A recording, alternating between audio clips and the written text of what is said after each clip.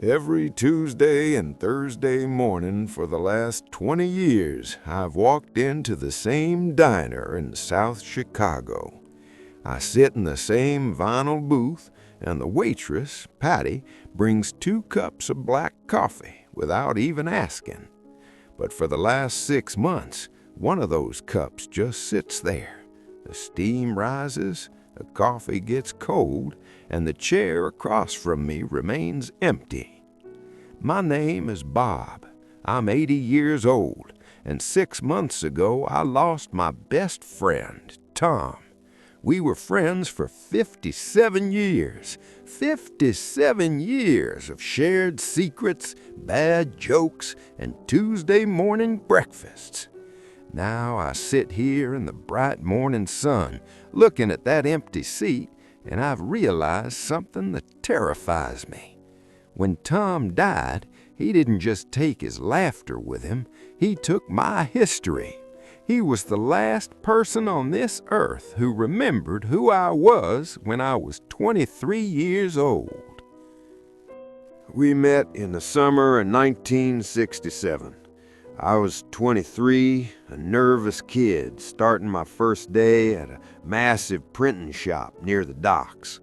The air was thick with the smell of ink and hot metal. Tom was there, standing by one of the giant presses, looking like he owned the place. He looked at me, saw how terrified I was of losing a finger to the machinery, and just laughed. He said, "Don't worry, kid, I'll keep an eye on you." And he did. For the next 57 years, he did exactly that. That afternoon, after our shift, we went to a nearby bar and had a beer that lasted 3 hours. We talked about baseball, about the girls we wanted to marry, and about the lives we were going to build. Everything felt so bright, so possible. We thought we had all the time in the world. We thought we were invincible.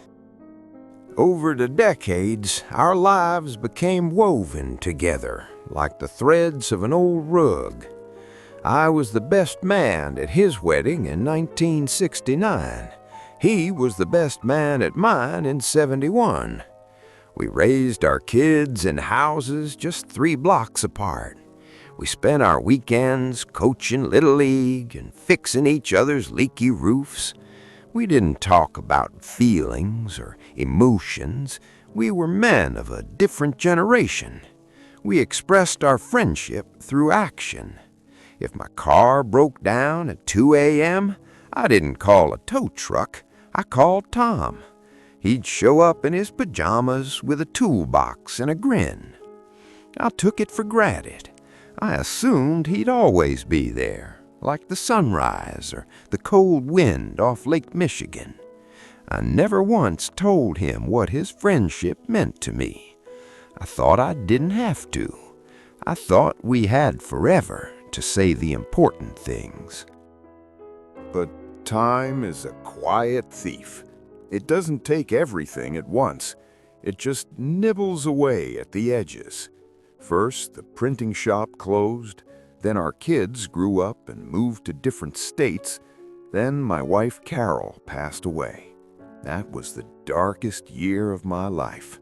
I didn't want to leave the house. I didn't want to see the sun. But every single morning, Tom would knock on my door. He wouldn't ask how I was doing. He knew I was dying inside. He'd just say, "Put your shoes on, Bob. We're going for a walk." He dragged me back into the world, inch by inch. He saved me from the silence of my own grief. And even then, I never said thank you. I just complained about my knees hurting while we walked. I was so busy being comforted that I forgot to appreciate the man who was doing the comforting. Then, a few years ago, Tom started to fade, and started with small things, forgetting where he parked his car or telling me the same story about a Cubs game 3 times in one breakfast. Then the diagnosis came: dementia. It's a brutal way to lose someone. It's like watching a book being erased page by page until only the cover is left. I kept showing up for our Tuesday and Thursday breakfasts, but some days he'd look at me and I could see the fog in his eyes. He'd ask me who I was. Do you know how much it hurts when the person who knows all your stories can't even remember your name? I'd sit there, smiling through the pain, and I'd tell him about 1967. I'd tell him about the printing shop. I was trying to hold on to his memories for him, but they were slipping through my fingers like sand. 6 months ago, Tom had a stroke. It was quick, brutal, and final. I spent 3 nights in a plastic chair in his hospital room, listening to the hum of the machines and watching the snow fall over the Chicago skyline. For most of those 3 days, he didn't know I was there. But on the last evening, just before the sun went down, he opened his eyes, and for a second, the fog was gone. He looked at me, really looked at me, and he whispered, "We had a good run, didn't we, Bob? We didn't waste it." I wanted to tell him that I was sorry. I wanted to tell him that I should have said, "I love you, brother, 1,000 times more." I wanted to tell him that he was the only thing that made this long, hard life make sense. But the words got stuck in my throat. I just squeezed his hand and said, "The best, Tom. We had the best run." He smiled, closed his eyes, and an hour later the monitor went to a flat, lonely line. My witness was gone. The funeral was small. At our age, there aren't many people left to attend. I stood by the casket and looked at the photos Tom's daughter had put out.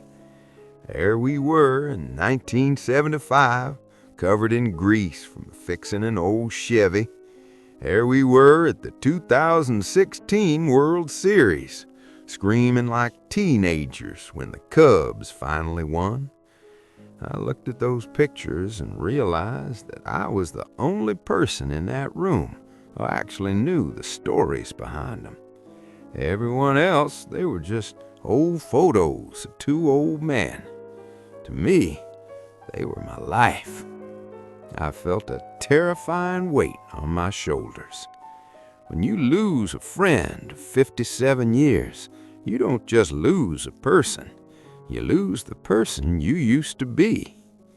There is no one left to say, "Remember that time we almost got fired for being late?" Or, "Remember that girl from the bakery?"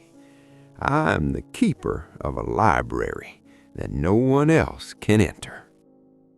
I walked home from the cemetery, and for the first time in my life, I noticed how loud the silence can be.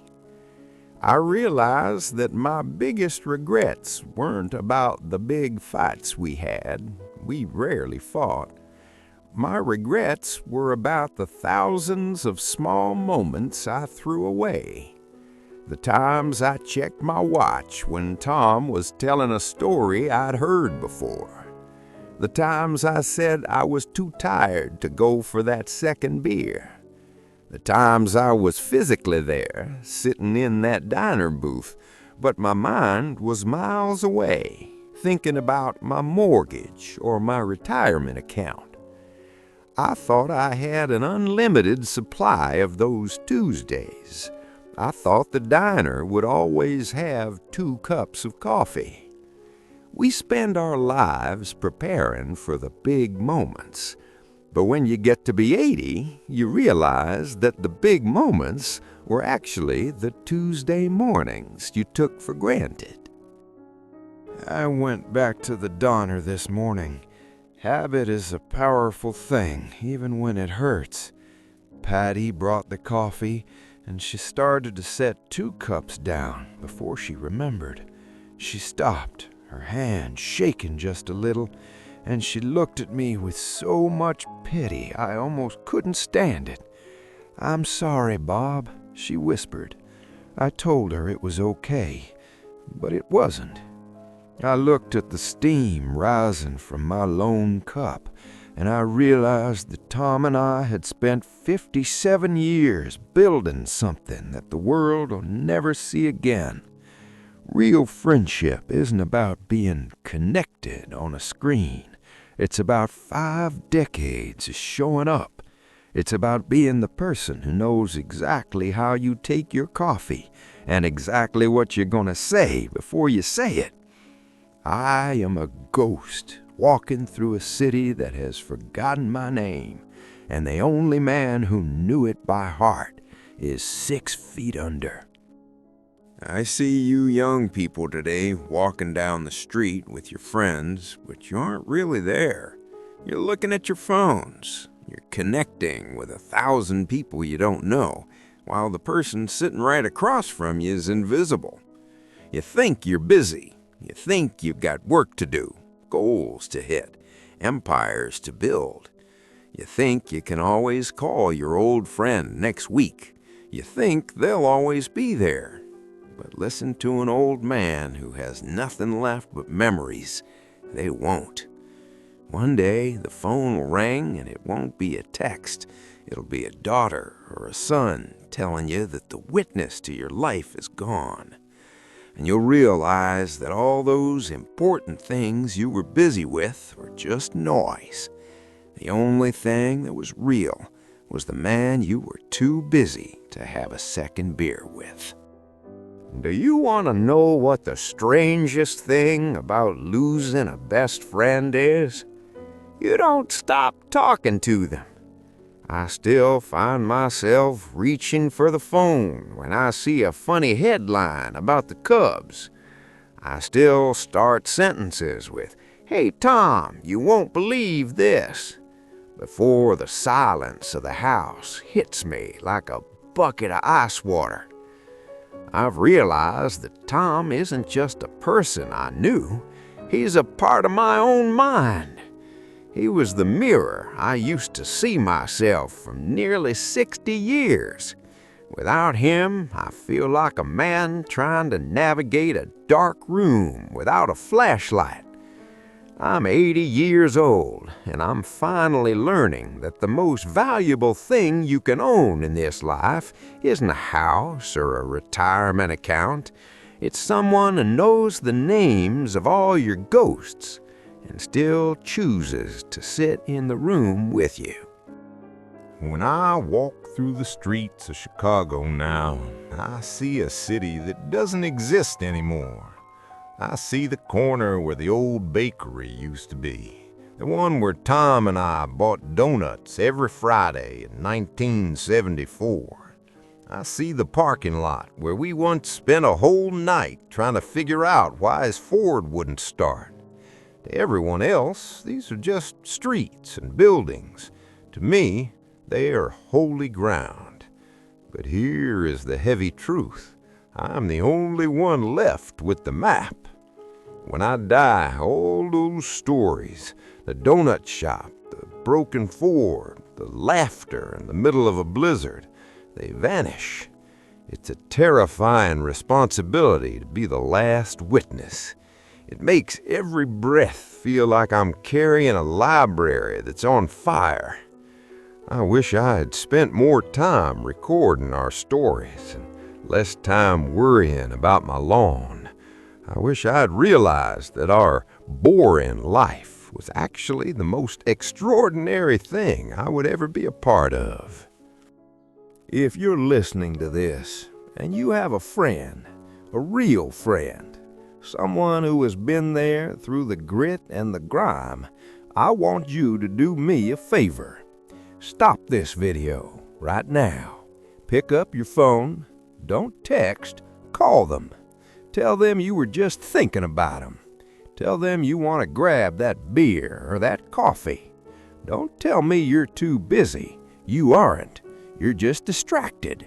You're trading your life for things that won't remember your name in 10 years. But your friend is the one who will be there when the world falls apart. Don't wait for the right time to be a better friend. The right time was 10 years ago. The second best time is right this second. because I promise you, one day you will sit in a booth like I do, staring at an empty chair, and you would give every single thing you own just to hear that phone ring one more time. I'm 80 years old, and I don't have much time left myself. And you know what? I'm okay with that, because these last 57 years were the richest years a man could ask for. Not because I made a lot of money, and not because I did anything famous, but because I had a witness. I had someone who walked beside me through the storm and the sunshine. Tom was right. We had a good run, and even though it hurts to sit here alone, I'll do it all over again in a heartbeat. The pain of losing him is just the price I pay for the privilege of knowing him. So take the walk, have the beer, tell the old stories until you're both sick of them, because in the end, the only thing that actually stays with you is the love you shared and the people who knew your heart. While there is still time, be a friend. It's the only work that truly matters. My name is Bob, and this was my history. If this reached you today, call your best friend. Right now, don't wait. Leave a comment below and tell me about the person who has been your witness through life. What's one story about them that always makes you smile?